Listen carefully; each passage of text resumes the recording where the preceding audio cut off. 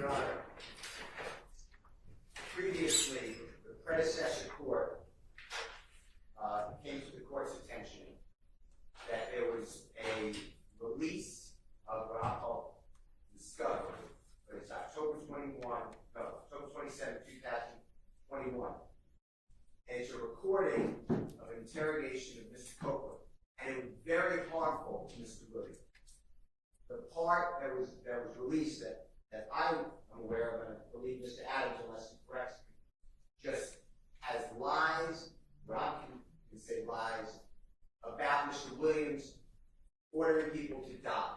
It was very harmful. I asked Judge Glanville, predecessor judge, for relief and a bond because it denied Mr. Williams' right to a fair trial.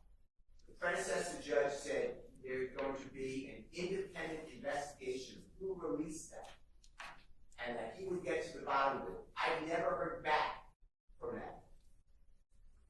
A jail call, I listened to all these jail calls. We had others listen to all these jail calls. On a jail call, I didn't say anything last week. I played a jail call where Mr. Copeland said that immediately after telling the authorities in December and February, December 22, December 23, that he had lied and that everything he said was a lie about Mr.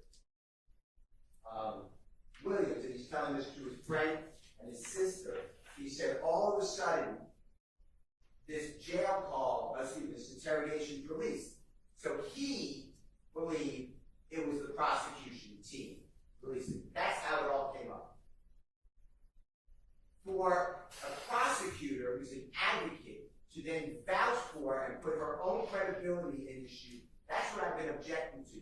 And to say, we gave it to the defense, and I'm raising my voice because I don't have a amplifier and a microphone. So I'm not trying to, court is shaking the head with a smile. My point is, sorry, Your Honor, is that it sounds like I did something wrong. I didn't release anything. I didn't do anything wrong. I was the one objecting to the release of this information. And it was given out, and I'm not very technical, so it was given out on Dropbox, and I was told that's a bad way to do it. And Judge Glanville, then predecessor judge, said, don't do it that way anymore. Yet the Dropbox was never taken down. It was all a mess. And the predecessor judge, and I'm not asking this person, there may have been a great investigation. I just never heard anything. Now we're here on Tuesday, the third day of September, and the prosecution is asking questions which clearly target that did you know that within X amount of time that the defense got this discovery, which the previous answer was no. I don't know when the defense got the discovery. There's no foundation. That doesn't stop the district attorney of saying then it was released. Clearly, it's the same pattern that they've been given about all these witnesses. Mr. Trontavia Stevens, Mr. Bean, B-E-A-N, Mr. Murphy, this witness. Have you ever had to testify in front of Jeffrey Williams or these other people? Now all of a sudden, your testimony is different. And I've been objecting every time because there's no evidence of intimidation. And what happened, which you may not know, and this is based on information belief, I never spoke with Mr. Copeland about this, so maybe it's not true. I believe he got beaten in the jail after that was released. I believe that. I could be wrong. But assuming that's all true, for the prosecutor to now say that their hands are clean, and I can't ask a question. Judge Glanville denied my request to call the prosecutors and their agents to assert under oath, under questioning, who released this. Because it certainly wasn't in Mr. Williams' best interest. So anybody on Mr. Williams' behalf would be would do a disservice to release that Mr. Williams is having people killed when we're in the middle of jury selection. So anyway, my bottom line is this entire, Ms. Hilton has taken, and I have all the cases we argued before, but has taken herself, and she has moved from the position of asking questions and an advocate to testifying as a witness. You told me I was there. Detective walks out of the car. You told me. You only told me this. Did you know that the prosecution served this? Were you aware that the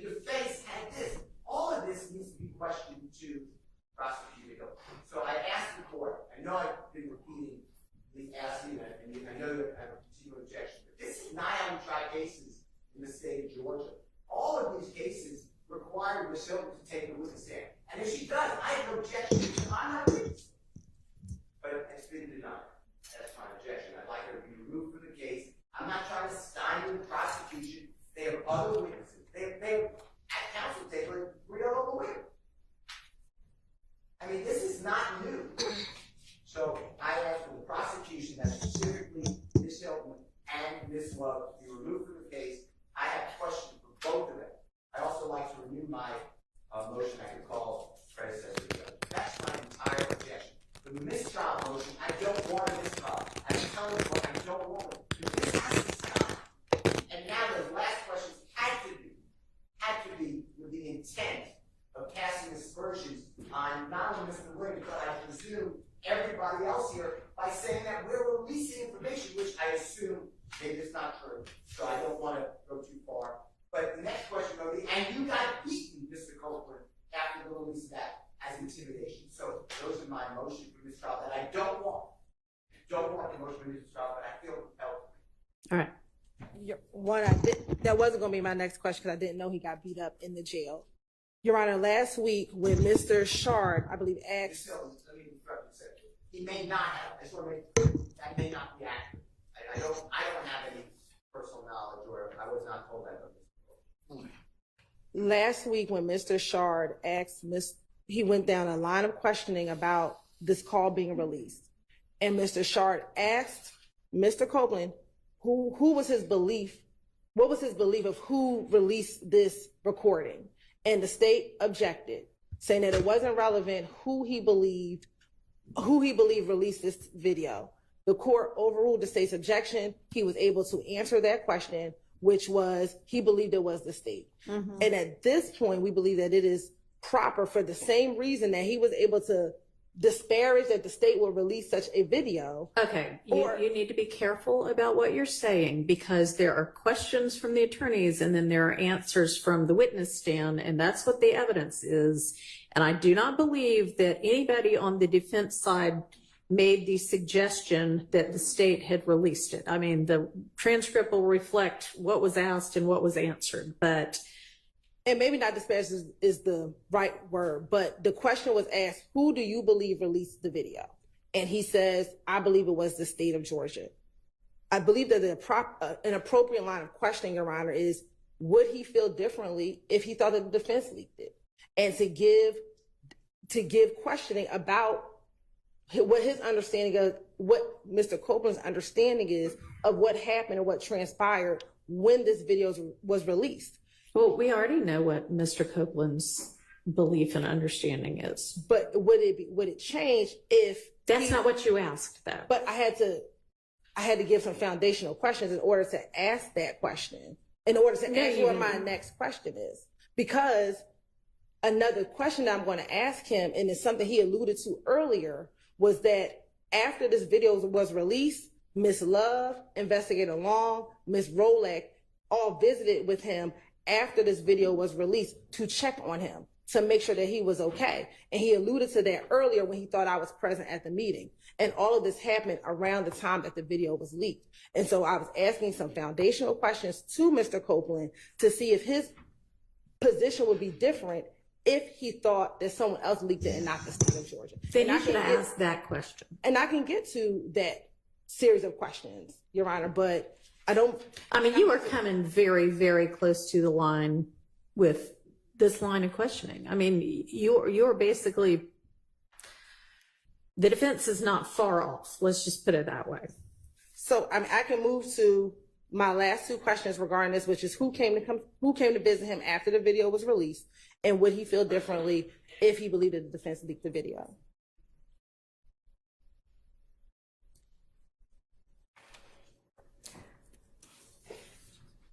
No, I'm not going to let you ask that last question at this point. And that's a total hypothetical question. That is an assumes facts, not an evidence question. Not the objection you keep making. Thank you, Your Honor, I feel compelled to just make a brief record. First of all, any insinuation that I asked a question about the release is way off. That topic never even came up during my cross. You know what? And I know you're not finished, but let me just say that I believe that this jury is paying attention and that they have enough wherewithal to remember what actually happened, and for questions that are potentially misleading, I'm not sure why they're being asked, but I think the jury's going to take note of what got said. And I understand, but I think the jury is doing what they have been told to do, which is to pay attention to the evidence, not the questions. And second, Your Honor, I just want Your Honor to understand kind of the backdrop here. I guess there was a release. I don't even remember the time that it was released, but apparently it was on social media. When that came to the attention of the court, to my recollection, from my vantage point, yelled at the defense, and this was a prior judge, and essentially blamed us. And all of us were saying, well, we didn't do anything. I personally don't even know how to release a video to the press or the internet anyways.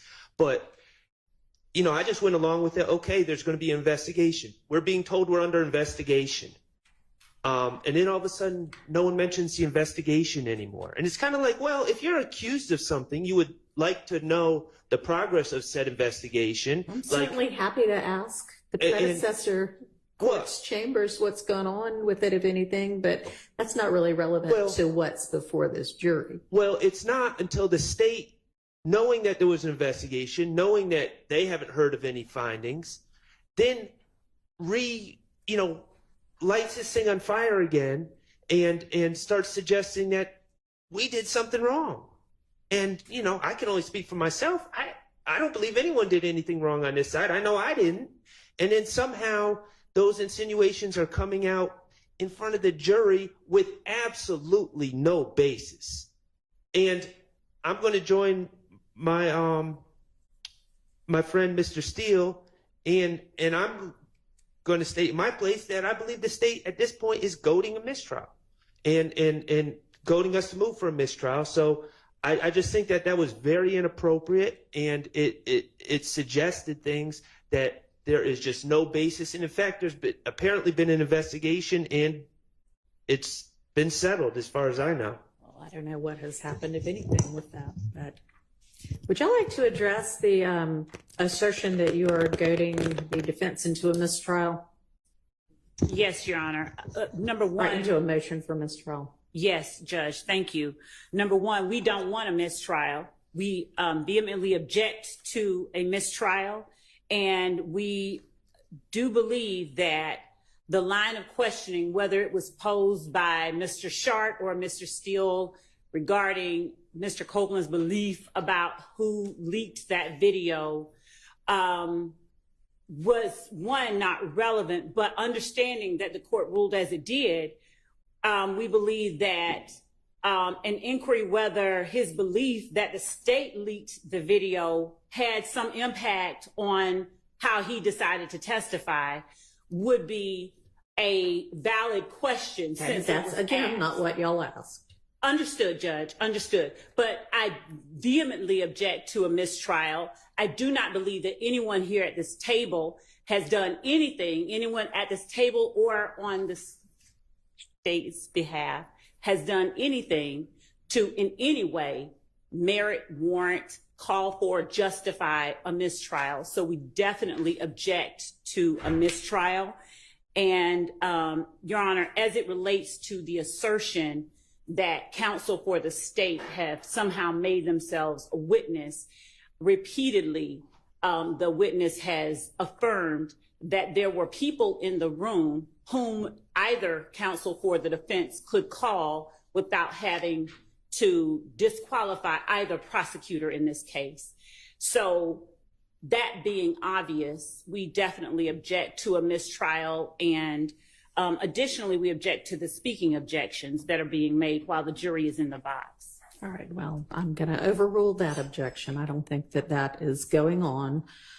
Sometimes it's just not particularly clear what the objection is, and if I need further elucidation, then I have permitted that. But I'm going to overrule the motion for mistrial and or deny the motion for mistrial and deny the motion to remove either Ms. Hilton or Ms. Love from the case. I do think that it appears from the questions that there was somebody else present at every meeting. But, you know, Ms. Hilton, that's another option as well. Yes, ma'am. I can't hear you.